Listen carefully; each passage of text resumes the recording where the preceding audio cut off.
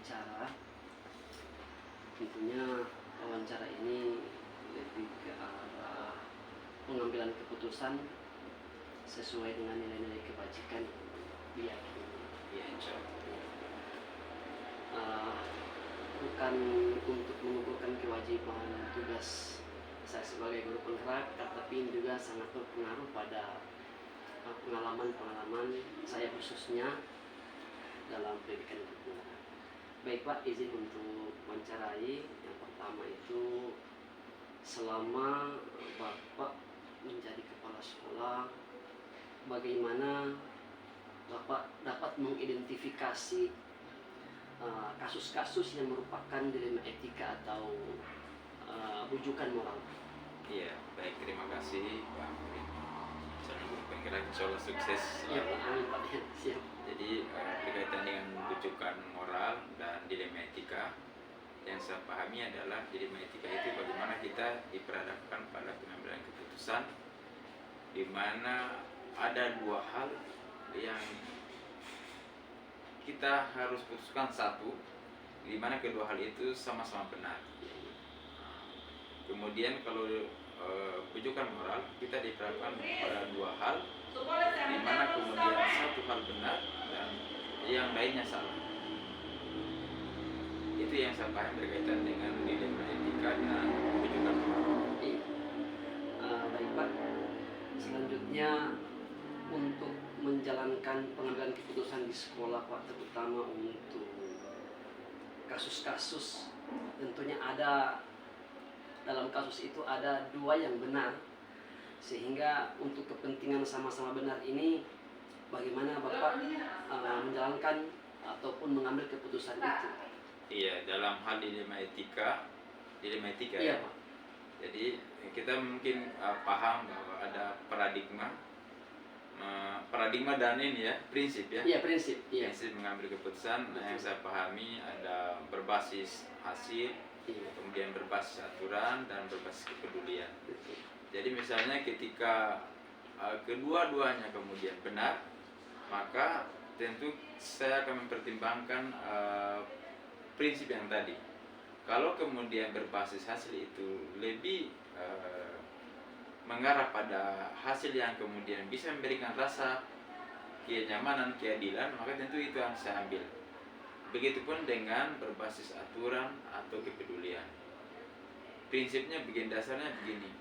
Dalam hal pengambil keputusan, saya selalu mempertimbangkan di samping prinsip tadi, terintegrasi juga tentang apakah dampaknya memberikan keputusan itu memberikan mudarat yang lebih besar atau kemaslahatan.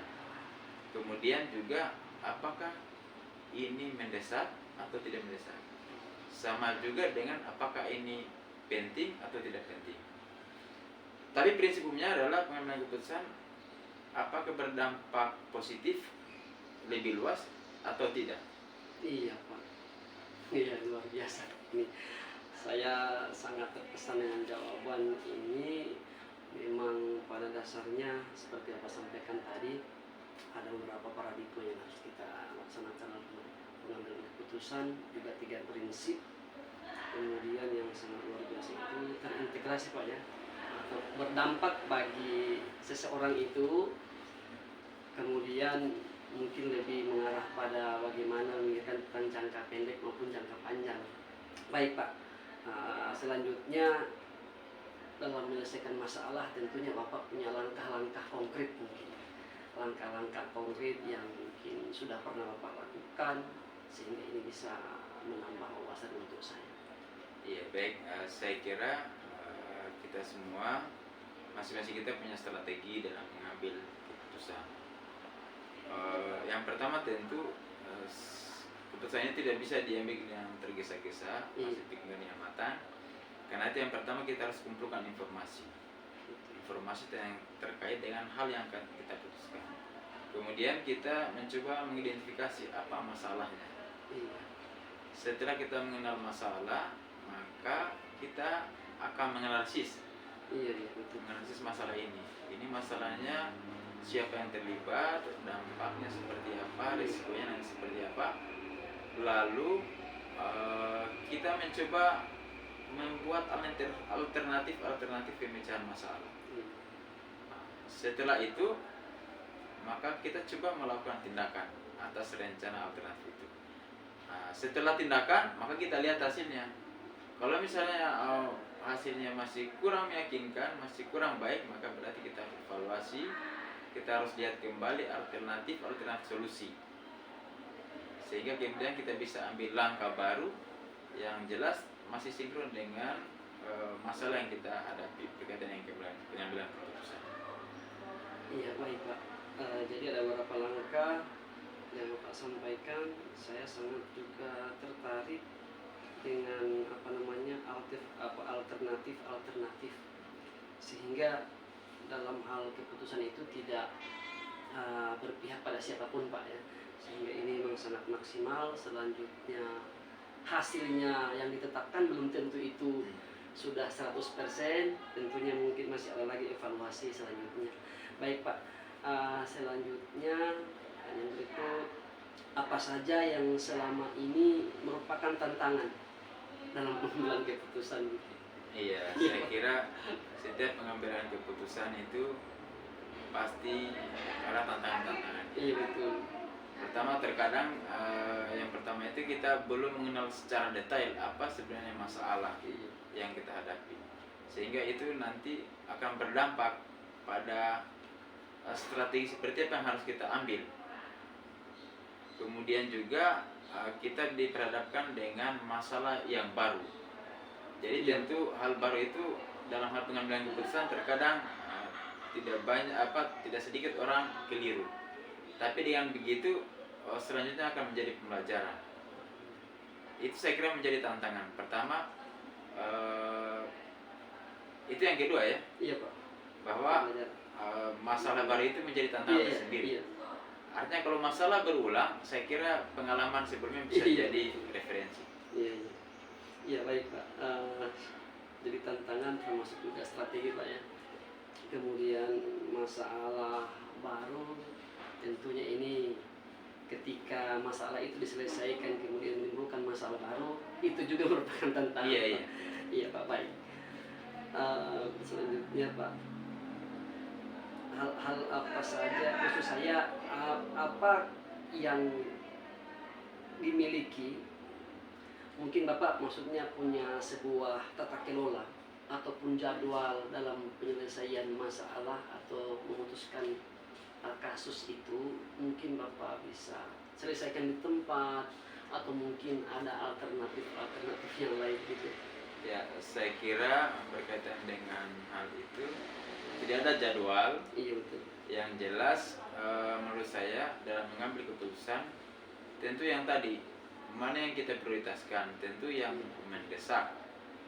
Maksudnya ketika ini mau tidak mau harus diselesaikan diputuskan dalam jangka waktu dekat, maka itu yang harus kita dahulukan. Beda dengan misalnya masalah penting tapi belum mendesak. Jadi itu kita selesaikan belakangan ya. Iya. Tapi kalau masalah mendesak dan sangat penting, berarti itu harus segera. Iya, baik. Jadi skala prioritas yang paling kita anggap memudahkan dalam penyelesaian masalah.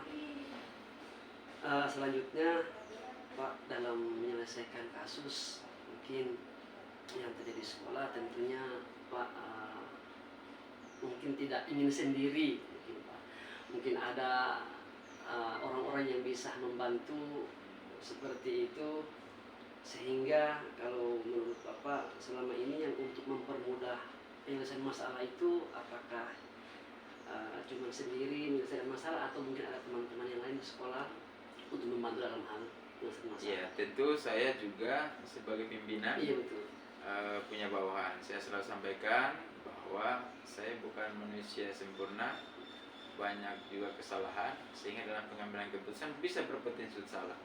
Karena itu saya selalu minta masukan, minta pertimbangan dari teman-teman, dari rekan-rekan guru yang saya pimpin, yang harapan itu bisa membantu saya supaya pikiran saya terbuka dan punya pengalaman bagaimana kemudian mengambil keputusan, tentu berdasarkan masukan-masukan yang ada. Iya Pak. Artinya segala sesuatu memang tidak bisa kita putuskan sendiri Pak. Sehingga kalau ada misalnya bantuan dari teman-teman, Bapak tidak menutup Saya selalu terbuka. Iya, selalu terbuka untuk Iya, hal itu. saya kira untuk kebaikan bersama dan kebaikan sekolah, saya kira saya terbuka untuk itu. Iya Pak, sebelum saya mengakhiri Bapak untuk wawancara ini, dari pembicaraan kita dari awal sampai dengan sekarang, kira-kira mungkin Bapak bisa memberikan motivasi juga, mungkin apa yang bisa Bapak petik dari wawancara yang kita lakukan sampai sekarang. Iya, baik, terima kasih. Saya kira pengambilan keputusan dalam Iya, hidup, terutama pemimpin, sangat urgens. Keputusan yang salah tentu akan berdampak buruk kepada individu maupun masyarakat luas. Karena itu pengambilan keputusan harus dipertimbangkan dengan matang. Kita menghindari emosi, kemudian mempertimbangkan segala dampak maupun risiko yang akan terjadi. Tentu tetap kita mengambil referensi, tetap kita meminta petunjuk dan bantuan dari rekan-rekan kita, karena bisa jadi keputusan yang kita ambil berkaitan dengan pengalaman yang mereka alami. Iya Pak, terima kasih Pak, saya sangat termotivasi ini wawancara dengan Bapak, karena banyak hal-hal juga yang saya pelajari, yang saya sudah dapat, terus Bapak bisa ungkapkan kembali, dan juga ada hal-hal yang baru saya dapatkan. Terima kasih Pak atas waktu yang telah diluangkan siang ini. Terima kasih Pak. Assalamualaikum warahmatullahi wabarakatuh. Sukses selalu. Ya, Pak.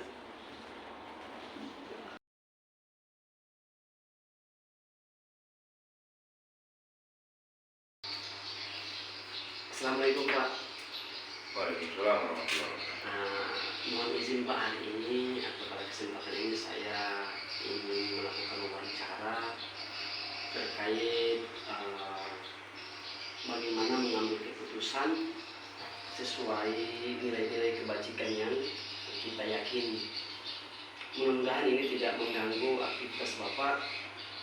Di sini saya hanya ingin menggali atau berbagi pengalaman, mungkin kasus yang pernah Bapak alami, cara penanganannya bagaimana, insya Allah tertuang dalam wawancara yang akan saya sampaikan. Ya, Pak. Bisa kita mulai Pak ya? Ya, Baik Pak, yang pertama, bagaimana Bapak dapat mengidentifikasi kasus-kasus yang merupakan dilema etika atau rujukan moral? contohnya kasus seperti apa? Misalnya kalau kasus di dilema etika itu, misalnya dalam hal memilih suatu yang harus diputuskan melalui kebenaran yang ada. Hanya kasus seorang siswa mungkin selalu melakukan pelanggaran, kemudian sudah diberikan peringatan sampai sudah mendapatkan SP3 misalnya, akan tapi siswa ini tidak ingin keluar dari sekolah. Nah, padahal sesungguhnya memang dia sudah melanggar aturan.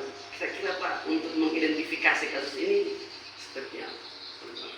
Ya, terima kasih. Jadi caranya untuk menganalisis kasus ini, maka saya membuat rapat Dewan Guru bersama teman-teman untuk mengambil solusi bagaimana peserta didik yang sudah berulang-ulang diberitahu ini, kita akan bicarakan apakah dia masih mau dilanjutkan lagi di sekolah ini, atau kita ambil langkah-langkah seperti memberi peringatan dulu dia 1 minggu untuk diserahkan di rumah, kemudian setelah dia masuk apa sudah ada perubahan atau tidak. Ketika dia akan berubah, maka kita terima lagi dia sebagai siswa. Oh iya, jadi Pak, untuk melakukan hal ini pasti banyak yang harus dilakukan, termasuk menganalisis kasus Pak ya. Iya. Seperti itu baik. Selanjutnya,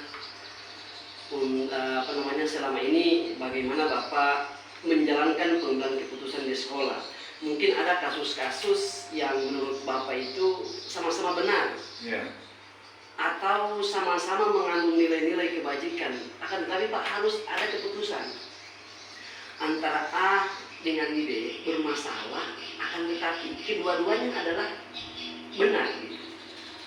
Menurut Bapak untuk menyelesaikan langkah-langkah yang Bapak bisa ambil, menurut Bapak seperti apa? Mungkin pengalaman-pengalaman Pak. Ya, jadi terima kasih. Jadi langkah-langkah yang saya ambil dalam menganalisis kasus tersebut, seperti tadi saya buat peringatan dulu, kemudian kebijakannya itu dari saya pribadi selaku pengambil keputusan di sekolah ini,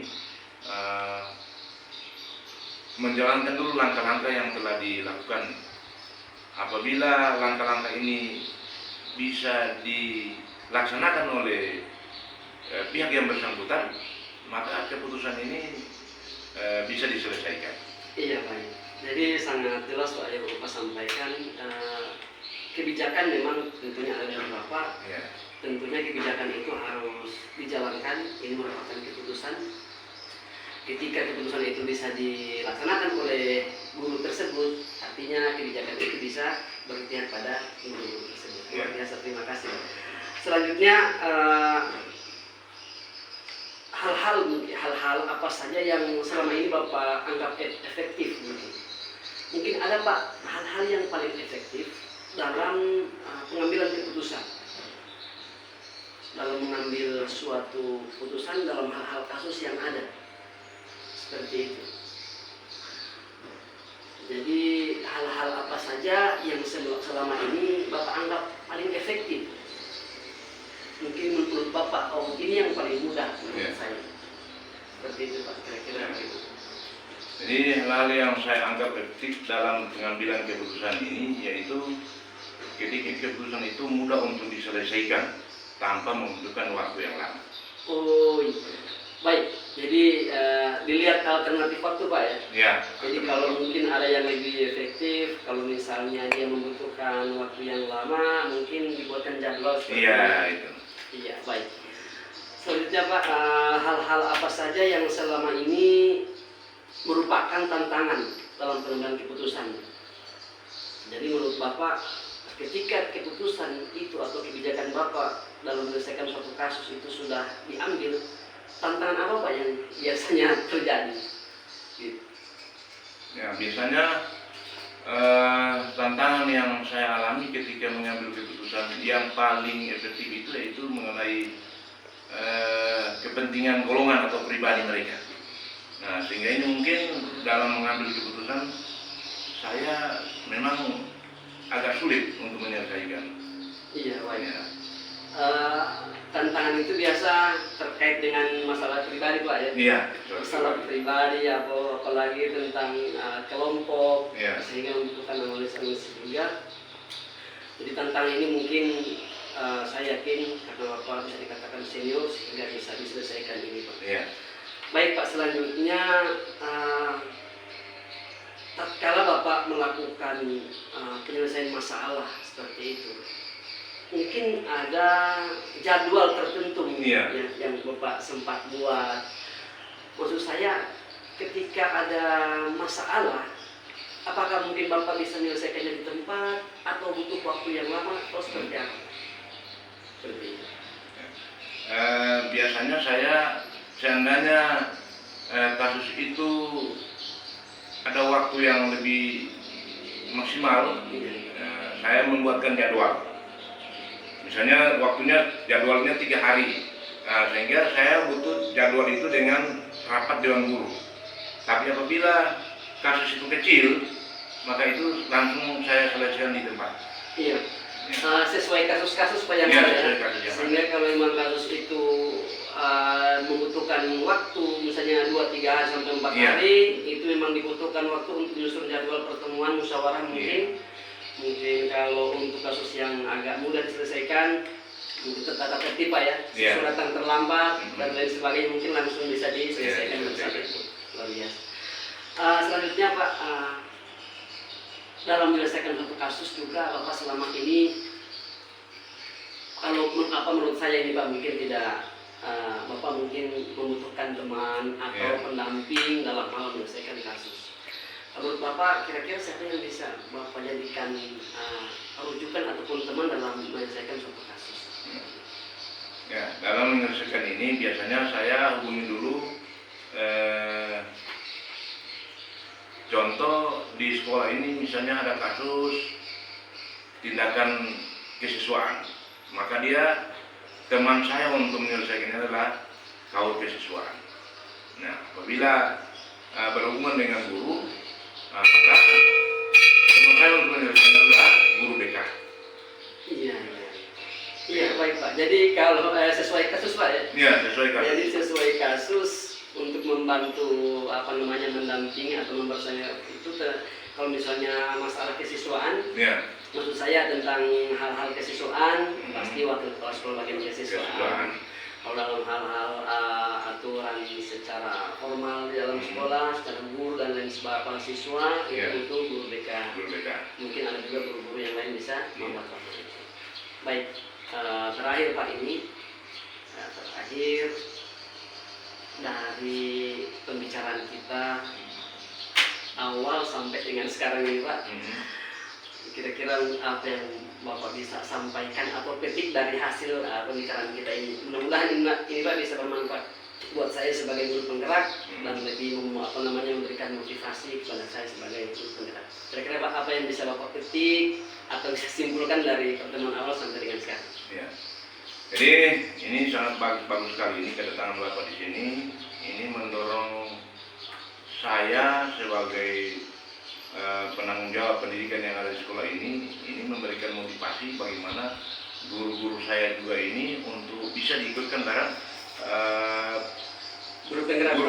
Luar biasa Pak ya. Kemudian ini salah satu alternatif bagaimana ke depan siswa-siswa guru BK kaur kesiswaan ini bisa mengatasi kasus-kasus yang ditanyakan oleh Bapak tadi. Sehingga pelaksanaan pembelajaran di sekolah ini dengan adanya guru penggerak itu akan berhasil dengan baik. Iya Pak, terima kasih luar biasa atas jawaban Bapak ini, saya kira sangat memotivasi saya.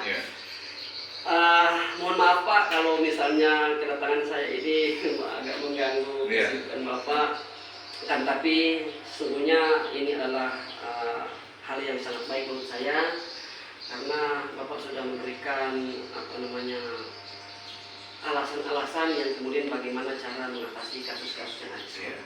Terima kasih Pak sekali lagi saya sampaikan. Insya Allah bisa ketemu. Insya Allah. Assalamualaikum Pak. Waalaikumsalam.